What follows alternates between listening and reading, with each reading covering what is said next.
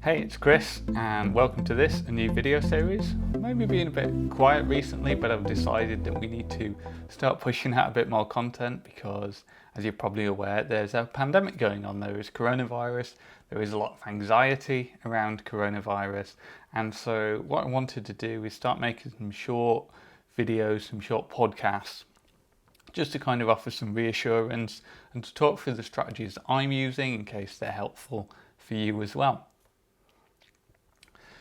So, coronavirus, COVID-19, pretty scary. Like, you probably won't die, but there's a small chance you will die. And so, normally when we talk about anxiety, we'd say, okay, so what's going on with your threat detection system?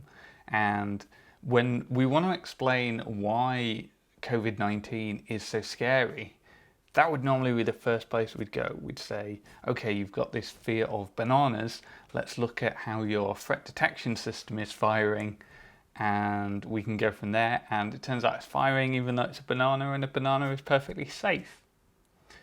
In a pandemic, in COVID-19, we've got something a little different because, yes, your threat detection system probably shouldn't be firing this much if you've got a predisposition to anxiety. It tends to fire more than it should. But there is a pandemic going on. There is a small chance, and it is a small chance, that you will die. Most people recover, overwhelmingly most people recover, but there is a small chance. And so your threat detection system may be a little bit less broken than normal because maybe there is a bit of reason to be stressed, to be panicked.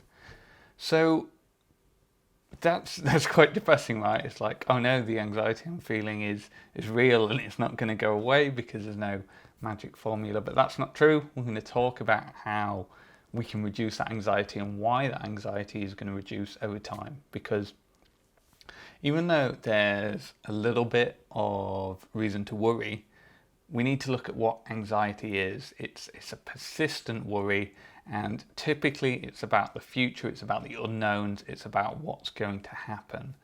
And with the COVID-19 pandemic, we really don't know at this stage what's going to happen, do we? Like, we don't know how much it's going to spread, we don't know how long it's going on for, we don't know how many people are going to die, we don't know if we've had it, are we safe? We probably are safe. Like, there's a couple of reports of reinfections, but actually it's probably that people are just testing positive for it long after they've had it and it hasn't probably gone away yet, or that the tests are just bad, or that someone just made a human error and got the wrong thing or didn't have it the first time. Ton of explanations based on everything we know about previous viruses. We should get long-term immunity from it, but even that can there's so much that we don't know at this stage: how to treat it, how it's spreading, what we can do about it, how well all this social isolation works. There's a lot of unknowns, and if you have a predisposition to anxiety, you're just going to hook into every single one of those unknowns and it's going to drive you crazy. And so if you're really stressed out at this point, it's no wonder, because there are so many unknowns going on here.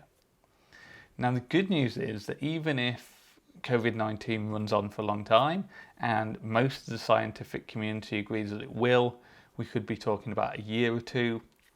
Not a year or two of complete lockdowns, but a year or two of maybe getting patches of it flaring up and then going away again.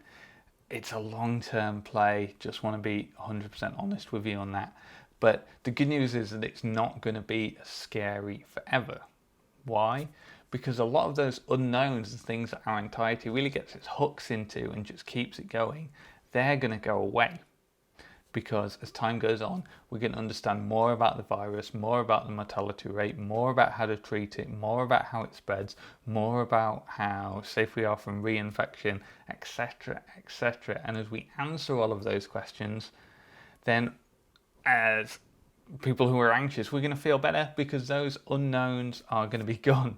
And so even though the threat is there, even though the changes to our lifestyle is still there, actually answering all those unknowns is just really going to bring that anxiety down, which is great. The other thing is, along the similar lines, is this idea of familiarity. So you think a lot of people way more scared of dying in a plane crash than dying in a car crash. Now, statistically, that makes no sense because there's way more deaths, like 1 million people or more die in car crashes every year.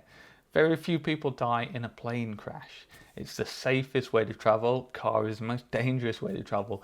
You are way more likely, like 100 times at least more likely to die on your drive to the airport than you are in the plane crash. Very unlikely you can die in a plane crash. But a lot of us get in our car and drive every day. It becomes familiar, it becomes safe. We don't get in a plane every day unless you have some kind of fantastically rich commute. So it gets scary because we don't see it every day. We don't expose ourselves to it every day, and so we don't get familiar with it. Same thing, COVID-19, if it's here for the long term, we're just going to get more and more familiar with it. It's going to become part of the everyday life. Of course, it has killed quite a few people, but if you compare it to something like heart disease or cancer, they're killing way, way more. But this is a new novel threat. We're not used to this, we're not familiar with it, and so it's scary. Whereas heart disease and cancer, don't get me wrong, there is a ton of health anxiety around specifically cancer, but the more we get familiar with something, especially something that doesn't kill us, overwhelmingly doesn't kill us, like COVID-19, the more not happy, but the more relaxed we're going to feel about it.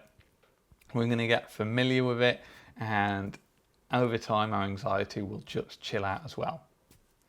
So even if COVID-19 is here for the long term, which generally seems to be the view of the scientific community, if you're totally stressed out, feeling mega anxious at the moment, don't worry, because that anxiety is going to come down. COVID-19 is going to get less scary as time goes on, simply because we'll answer the unknowns, we'll become more familiar with it, and it will, at worst case, just form part of our everyday life, where we can start feeling a bit better and just getting our minds back focused and back on track.